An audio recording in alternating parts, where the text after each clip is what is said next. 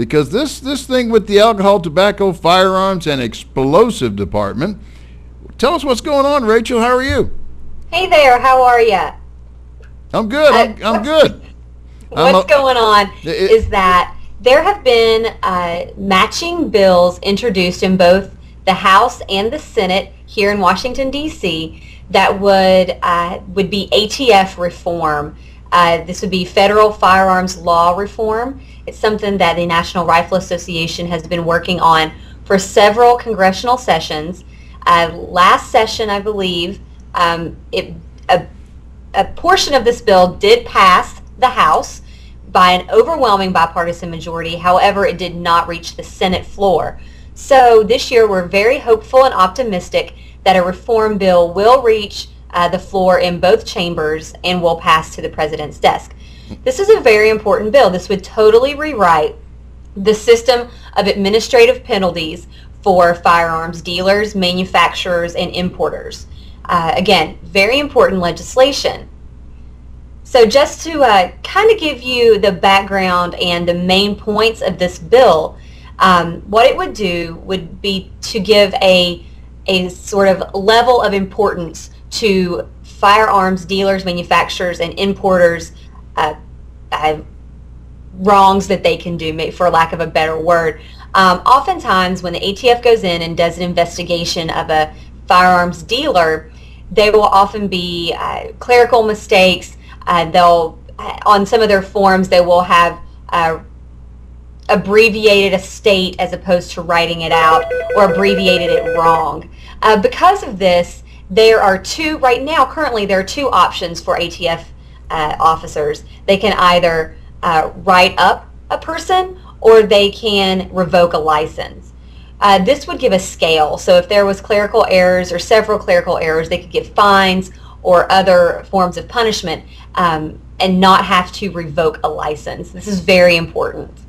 Okay. Now, somehow or another, are they calling this a Modernization Act, or did I just make that up? They are calling it a Modernization Act. Okay. Right now, so there are several burdensome options for firearms dealers. If they make the smallest little mistake, they could have their license revoked, and that is very burdensome and stressful for a firearms dealer who is simply trying to obey the law and provide a service to law-abiding Americans. Now, I know there's a number of bullet points that go with this, and some of them affect youth shooters as well as Hollywood, and most importantly, of course, the gun dealers. Could you kind of go through that a little bit with me, Rachel? Because I don't think anybody understands exactly what this is until you break it down for us. Sure. Well, one of the provisions in the bill would eliminate the provision of the Hunter's Handgun Safety Act that requires those under 18 to have a written permission to use handguns for lawful purposes, even if their parent or guardian is present. So what this would do would be eliminate that provision. So if parent or guardian is present with a child under 18, they will not have to have that written signature. That's for things such as training safety classes or sports shooting events. Okay. Yeah. So that affects the youth shooting aspect of it, but the Hollywood aspect is that there are several provisions in the ATF, current ATF legislation that restricts the importing of certain types of guns or certain types of parts for firearms. This would eliminate that to make it easier for firearms manufacturers who have contracts with the military to make sure that their ammunition works in the firearms, and also for Hollywood who need big fancy firearms for their action movies. Okay, all right. And then there's some other position. Most of it has to do with gun dealers, though, right? Most of it has to do with gun dealers. The number one point, the most important point, is that because of past ATF abuses of their power and some other problems that were highlighted in 2006 by a congressional oversight hearing, we want to address those, and we think this is a good way to do it.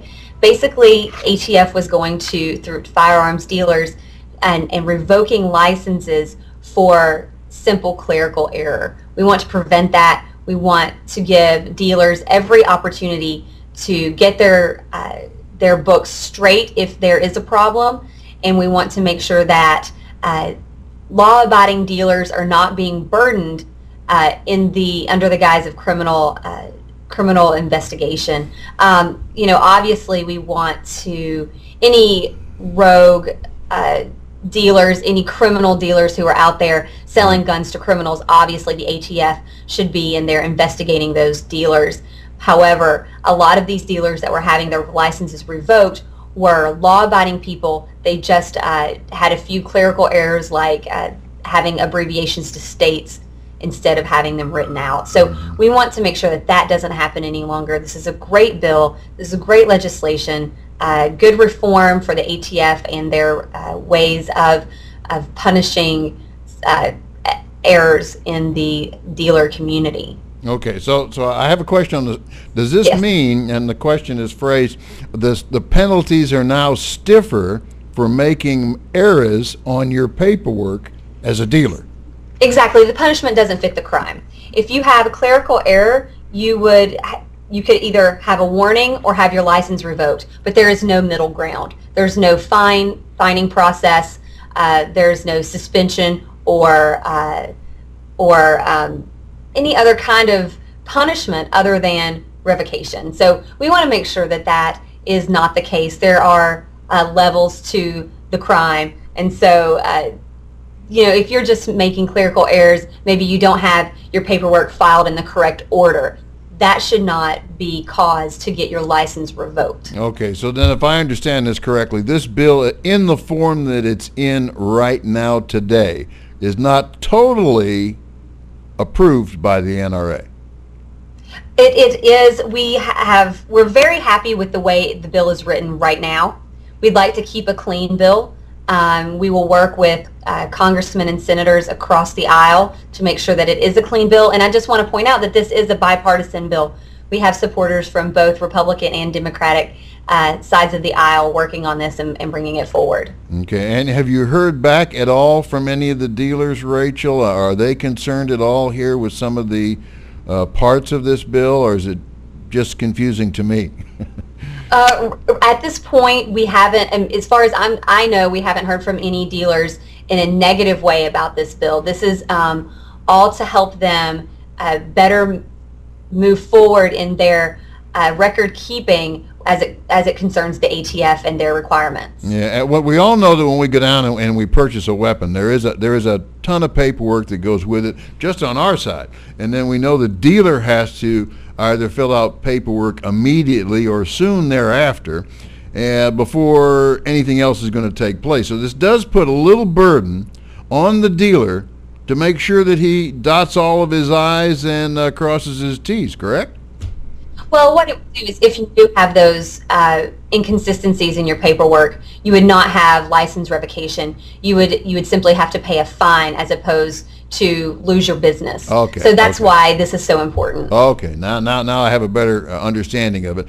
And if I were a dealer and I was listening to this show right now, I would probably want to go somewhere and read more about this. And where would you suggest I do that?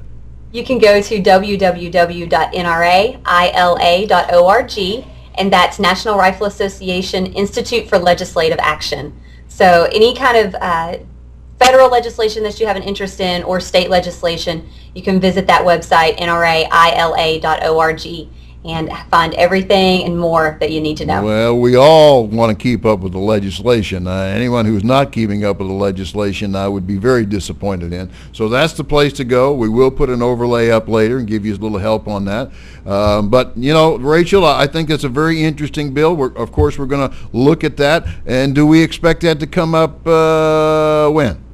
Gosh, we're hopeful that it will come up soon, within the year. Obviously, our federal government has a lot of other issues brewing at this particular moment, but we do hope to see it up by the end of the year. Do you mean there's more out there that's more important than this, Rachel? Some would think so. Some would think so. You're right. Thanks a lot, Rachel. We'll see you again next week. Thank you. Okay, bye-bye. Bye-bye.